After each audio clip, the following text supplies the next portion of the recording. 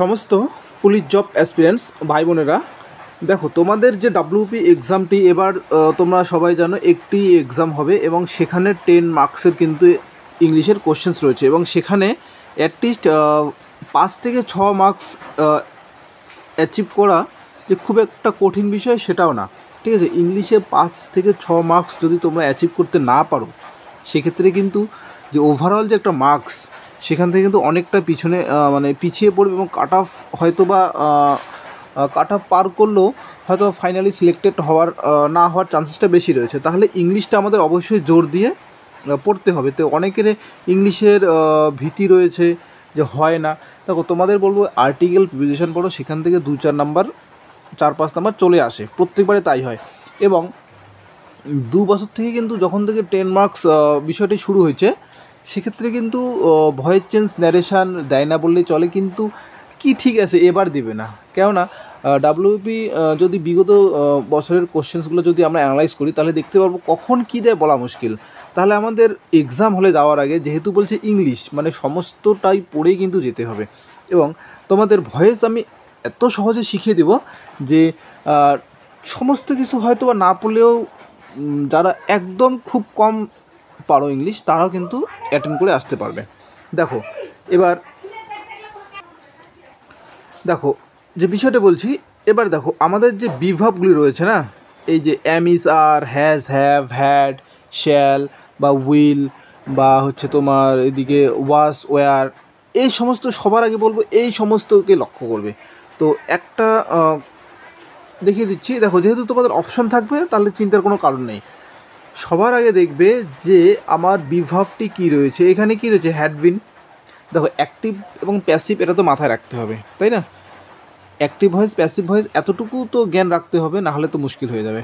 দেখো এই যে হ্যাড বিন রয়েছে, এবার সাবজেক্ট অবজেক্ট আপাতত দেখার কিছু দরকার নেই।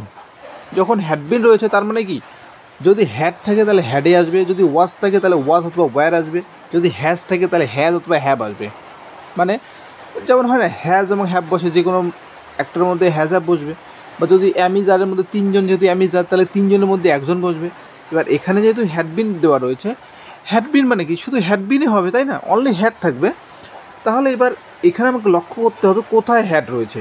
দেখো এবার এতে যদি দেখি we completed hour task before sunset, এখানে হ্যাড আমার একদমই নেই। উই হ্যাভ, হ্যাভ তো হবেই না, নেই। We completed hour task before sunset, এখানেও নেই। তাহলে উই হ্যাড রয়েছে, পিছনে কি থাকুক আমার সেটা দরকার নেই। তাহলে আমার এটাই রাইট অ্যান্সার। ক্লিয়ার? যা থাকবে বিভাব সেটাকেই আগে লক্ষ্য করব। নেক্সট দেখো the boy love at the বেগার। দেখো এখানে এবার বিভাবে নেই। যখন থাকবে না তখন তোমাকে কোশ্চেনটা দেখতে হবে সেটা প্রেজেন্টে আছে নাকি পাস্ট আছে, তাই না? তারপরে আমাকে ভার্বটা ভালো করে দেখতে হবে। তাহলে এখানে রয়েছে কি লাভ অ্যাট, তাই না?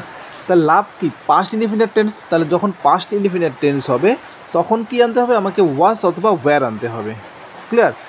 তাহলে এবার দেখো তোমরা ওয়াজ অথবা ওয়্যার কোথায় কোথায় রয়েছে, হয় ওয়াজ থাকবে অথবা ওয়্যার থাকবে। দেখো ওয়াজ সব ক্ষেত্রেই ওয়াজ রয়েছে, তার মানে আমাকে এখানে এটা দিয়ে আমার হবে না, তাই না? এবার যেহেতু ওয়াজ এবং ওয়্যারের পরে সবসময় কী বসবে, ভার্বের পাস্ট পার্টিসিপাল বসবে, তার মানে কি লাভ পাস্ট পার্টিসিপাল সেটাই বসবে। লাভ অ্যাট কিন্তু কি একটি অ্যাপ্রোপ্রিয়েট প্রিপোজিশন, লাভটের পরে অ্যাট বসবে। দেখো এবার লাভ অ্যাট এখানে নেই, এটা হবে না আমার। বেইং আছে, এটা তো আমার একদমই হবে না। এখানেও বেইং আছে, এটাও আমার হবে না। তাহলে আমার কি বাকি থাকলো, the beggar was loved at the student boy. Clear? Next দেখো the boys were playing cricket. দেখো ওয়্যার রয়েছে, তো ওয়্যার কারা কারা, এরা 2 ভাই, ওয়াজ অথবা ওয়্যার। এরা অল্টারনেটিভ হয়, যদি ওয়াজ অথবা ওয়্যার থাকে তাহলে এই দুজনের মধ্যে যে কাউকে আমরা আনতে পারবো, সেটা হচ্ছে সিঙ্গুলার অথবা প্লুরাল হিসেবে। এবার দেখো এখানে কি রয়েছে, আইএনজির বিষয় রয়েছে, তার মানে আমাকে পরের যে সেন্টেন্সটা আমি আনবো সেক্ষেত্রে আমাকে আইএনজি রাখতে হবে। ক্লিয়ার? দেখো ওয়াজ অথবা ওয়্যার কোথায় কোথায় আছে, এখানে আমার রয়েছে হ্যাডবিন, এটা একদমই হবে না। এখানে আছে হ্যাজবিন, এটাও একদমই হবে না। এখানে রয়েছে ওয়াজ আর এখানে রয়েছে ওয়াজ, আমি কি বলছি আইএনজি থাকতে হবে। এখানে তো আমার আইএনজি নেই, তার মানে আমার এটা হবে না, তাহলে আমার এটাই উত্তর। দেখো বোঝা গেল? নেক্সট দেখো, they drew a circle in the morning. এবার কিছুই নেই, মানে বিভাব নেই, am is are, was, were, has, have, কিচ্ছু নেই। তার মানে সেটা আমাকে এখন কী আনতে হবে? হয় যদি প্রেজেন্টে থাকে তাহলে অ্যামিজ আর, যদি পাস্টে থাকে তাহলে ওয়াজ, ওয়ার। তাহলে যেহেতু ড্র, ড্রিউ পাস্ট টেন্সে আছে, তার মানে আমাকে কি হয় ওয়াজ আনতে হবে অথবা ওয়্যার আনতে হবে, তাই তো? তাহলে আমার অবজেক্ট কি? এ সার্কেল। তাহলে এ সার্কেল খোঁজো, এ সার্কেলের পরে অবশ্যই ওয়াজ আসবে, তাই না? এবার এখানে তো আমার বেইং নাই, আইএনজি নেই, তাহলে এখানে আমার কোনোভাবেই আইএনজি হবে না, তাই না? এবার দেখো, a circle was drawn by them in the morning, এটা হতে পারে, এটা ক্লিয়ার, এটা হবেই, তাই না? এবার আমি ভুলগুলো আগে বের করব, যদি কনফিউশন থাকে সবার আগে ভুলগুলো বের করব। তাহলে in the morning A circle have been, have been তো হবে না, হ্যাভ বিন থাকতে হলে অবশ্যই হ্যাভ থাকতে হবে এখানে উপরে, এখানেও আছে হ্যাজ বিন, এটাও হবে না, তার মানে আমার বি নাম্বারটা রাইট উত্তর। ক্লিয়ার? যাদের হয় তাদের তো হয়ই। এবার দেখো এখানে কি রয়েছে, they will demolish the entire block. দেখো যখন উইল থাকবে তখন কি হবে? উইল বি হবে, shall be, will be, must be, can be, could be, just একটা বি খুঁজতে হবে। উইল বি কোথায় কোথায় রয়েছে? এখানে উইলটা আমার দেওয়াই নেই, মে বি দেওয়া রয়েছে, হবে না। এইখানে দেওয়া আছে উইল হ্যাভ দেওয়া আছে, এটাও হবে না। তাহলে উইল বি কোথায় দেওয়া আছে? এই যে উইল বি দেওয়া আছে, রাইট উত্তর। বোঝা গেল? নেক্সট এবার দেখো মাস্ট। মাস্ট হলে কি, যে দেখো shall, will, must, can, could, তাই না? এই সমস্ত হচ্ছে মোডাল অক্সিলারি। যখনই এই সব থাকবে তাদের আগে একটা বি বসাতে হবে তাদের পরে। ক্লিয়ার? তাহলে মাস্ট আছে, তাহলে মাস্ট বি হবে। দেখো কোথায় মাস্ট বি কোথায় রয়েছে? মাস্ট বি আছে, মাস্ট বি নেই, এখানে তো মাস্টে নেই, এখানেও মাস্ট বি নেই, তাহলে বি আমার রাইট উত্তর। ক্লিয়ার? নেক্সট দেখো, এভাবে যদি শিখতে চাও অবশ্যই যে কন্ট্যাক্ট নাম্বারটি দেওয়া রয়েছে, তোমরা কন্ট্যাক্ট করতে পারো। যদি পসিবল হয় আমি অনলাইনে ক্লাস করিয়ে দেবো, সমস্ত ইংলিশ ক্লাসটি করিয়ে দেবো, ঠিক আছে, খুব কম ফিজে। এবং যদি তোমরা কেউ চাও যে না দাদার কাছ থেকে আমরা নোটস নেবো ইংলিশে, আর্টিকেল, প্রিপোজিশন, অ্যাপ্রোপ্রিয়েট প্রিপোজিশন, তাই না, ভয়েস চেঞ্জ, ন্যারেশন, তারপরে যে সমস্ত থাকে আর কি সিলেবাসে, সেই সমস্ত আমি তোমাদের ইউটিউবে তো বোঝাবোই, সাথে যদি কেউ চাও তোমরা নোটসগুলি খুব কম ফিজে নিতে পারো, ঠিক আছে। হয়তো ইংলিশে যদি নোটস নাও সেক্ষেত্রে তোমাদের কাছে চার্জেস করবো আমি 50 টাকা, সমস্তর জন্য 50 টাকা চার্জেস করব। পিডিএফ নোটস, সমস্ত নোটস দেওয়া থাকবে 50 টাকা দিয়ে, তোমরা অনায়াসে নোটগুলি নিতে পারো। এবং যদি সমস্ত ভাই বোনেরা যদি ইন্টারেস্টেড থাকো যে না দাদার কাছ থেকে আমরা ইংলিশটি শিখবো, সেক্ষেত্রে খুব অনলাইন মাধ্যমে খুব কম ফিজে, ঠিক আছে, খুব কম ফিজে আমি তোমাদের ক্লাসটি খুব তাড়াতাড়ি করিয়ে দেবো। 1 থেকে 1.5 মাসের মধ্যে তোমাদের গোটা ইংলিশ সিলেবাস কমপ্লিট করে দেবো। ক্লিয়ার? দেখো এবার কি রয়েছে, এবার বললাম, এবার কি রয়েছে, আমার হ্যাভ রয়েছে। তার মানে আমাকে কী আনতে হবে? হ্যাবে আমাকে খুঁজতে হবে, তাই না? আমাকে হ্যাভ খুঁজতে হবে। তো দেখো সব জায়গায় আমার হ্যাভ রয়েছে, তাহলে উপায় নেই। তাহলে আমাকে যখন হ্যাভ থাকবে বা হ্যাজ থাকবে, তার ভয়েস চেঞ্জ কী হয়? হ্যাজ বিন অথবা হ্যাভ বিন হয়। তাহলে হ্যাজ বিন অথবা হ্যাভ বিন আমাকে আনতে হবে। কোথায় রয়েছে? আমার এ নাম্বারটা রাইট অ্যান্সার। যদি আমি এবার ভুলগুলো বের করি তাহলে হ্যাভ বিন এখানে নেই, এখানেও হ্যাভ বিন নেই, কিন্তু বাকি সেন্টেন্সটা নেই, এখানে তো সবার আগে আছে, সেটা হবেই না। তাহলে আমার এ নাম্বার রাইট উত্তর। ক্লিয়ার? নেক্সট এবার দেখো, এবার হচ্ছে ইন্টারোগেটিভ সেন্টেন্স, মানে তোমাকে কোশ্চেন মার্ক আনতে হবে, তাই তো? এবার সব জায়গায় কোশ্চেন মার্ক রয়েছে। এবার আবার রয়েছে হ্যাজ, তার মানে হ্যাজ বিন। এবার যেহেতু কোশ্চেন মার্কের সময় যদি হ্যাজ সবার আগে আছে, তাহলে আমাকে এই হ্যাজটাকে সবার আগেই রাখতে হবে। দেখো এক্ষেত্রে নাই, এক্ষেত্রেও নাই, এক্ষেত্রে শুধু রয়েছে। এবার হ্যাজের সাথে কি হয়? বিন হবে, তাই না? দেখো এক্ষেত্রে বিনটা আমার নেই, এটা আমার হবেই না, তাহলে আমার এটাই রাইট উত্তর। বোঝা গেল? এবার নেক্সট দেখো কী বলছে, the shopkeeper lowered the prices. এবার লোয়ার্ড ইডি আছে, তার মানে কি past indefinite tense, was were কিছুই নেই, আমার কোনো বিভার্বে নেই।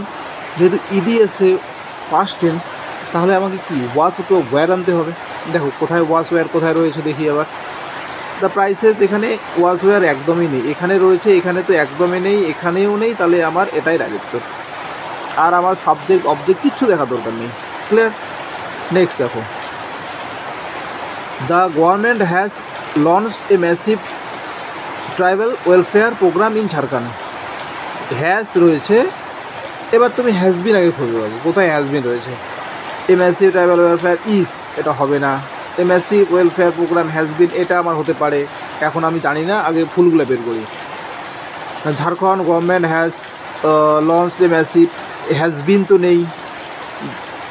তারপরে কী রয়েছে, the government in Jharkhand has launch a, বিনও নেই। তার মানে আমার এটাই ঠিক, তাই না?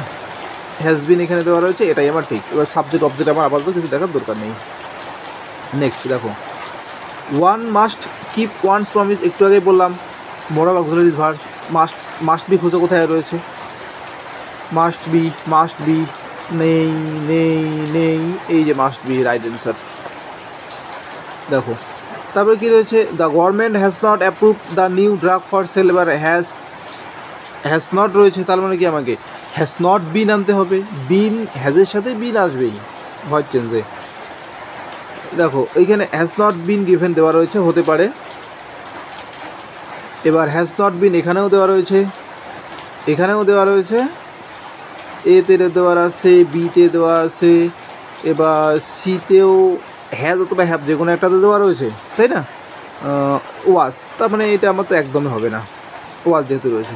এবার যেহেতু এটা দিয়ে আমার উদ্ধার হচ্ছে না, তার মানে আমাকে এবার সাবজেক্ট অথবা অবজেক্ট আমাকে দেখতে হবে, তাই না? এবার তাহলে এখানে আমার সাবজেক্টটা কী হবে, the new drug for sale, এটা তো। তাহলে দেখো ভয়েসের ক্ষেত্রে তো দ্য গভর্নমেন্ট, এটা তো সবার লাস্টে হবে, এটা তো সবার আগে আসবে না। তাহলে দ্য গভর্নমেন্ট তো একদমই হবে না, এটা তো অবজেক্ট হওয়ার কথা, তাই না? এটা বাদ গেল। এবারে যে ফর দ্য সেল অফ, এটা তো একদমই হবে না, দ্য আসলে দ্য নিউ ড্রাগ এটাই আসবে, তাই না? তাহলে আমার যে the new drug has not been, এটাই আমার রাইট অ্যান্সার। ক্লিয়ার? তাহলে এটা আমার কাটা হলো। নেক্সট দেখো, এবার হ্যাভ দিয়ে করালাম, এটা তোমরা একটা করে নিও। এবার দেখো, হি টিচেস আস গ্রামার। দেখো ইয়ে যুক্ত করে আছে, তার মানে কি প্রেজেন্ট ইনডিফিনাইট টেন্স। এবার প্রেজেন্ট ইনডিফিনাইট টেন্স করতে গেলে আমাকে কী আনতে হবে, এম, ইজ অথবা আর, যে কোনো একটা আনতে হবে। এবার দেখো এম ইজ আর কোথায় কোথায় আছে, এখানে ওয়াজ আছে, হবে না। এখানে আর আছে, দেখি কোথাও আর আছে নাকি, আসছে নাকি। উইল হবে না, ওয়ার হবে না, তার মানে আমার এটা রাইট অ্যান্সার। বোঝা গেল? এবার দেখো, please shut the door and go to sleep. এবার যখনই প্লিজ দিয়ে কথা থাকবে তখনই কী করতে হবে, আমাকে ইউ আর রিকোয়েস্টেড টু আনতে হবে। দেখো ইউ আর রিকোয়েস্টেড টু কোথায় রয়েছে, এই বাস, আর কোনো কথাই নেই। ক্লিয়ার? আশা করি ভয়েসটি বোঝাতে পেরেছি। আরও একটু ডিটেলসে তোমাদের একটু জানা দরকার, ঠিক আছে? অ্যাটলিস্ট বিভাগ কার সাথে কি বসবে না বসবে, এবং ভার্বের যে বিষয়গুলো প্রেজেন্ট, পাস্ট পার্টিসিপেল, তাই না? এই সমস্ত একটু জানা দরকার, না হলে তো এত কিছু শুধু অপশনের উপর যদি ডিপেন্ড করে সবসময় যাওয়া যাবে না। এবার দেখো সবসময় সমস্ত কিছু ঠিকঠাক করে দিল, ছোট্ট একটি ভুল দিল, সেটা বের করতে গেলে তোমাকে কিন্তু মোটামুটি ভাবে জানতে হবে। তো তাই যে সমস্ত ভাই বোনরা তোমরা যদি চাও অনলাইন ক্লাসেস করবো, তাদের কাছে তোমরা অবশ্যই যে নাম্বারটি দেওয়া রয়েছে সেখানে কন্ট্যাক্ট করো, অ্যান্ড চ্যানেলটি সাবস্ক্রাইব করে দাও। তোমরা যে সমস্ত ইংলিশ ক্লাস হোক বা আদার্স যে সমস্ত আপডেটেড আমি পাই না কেন, তোমাদের সাথে অবশ্যই শেয়ার করবো, ঠিক আছে? আর ক্লাসটি কেমন হলো, যে সমস্ত ভাই বোনেরা দেখবে তোমরা কিন্তু অবশ্যই কমেন্ট করবে, ক্লাসটি কেমন হলো সেই বিষয়ে একটু তোমরা জানাবে আমাকে। ওকে, থ্যাংক ইউ।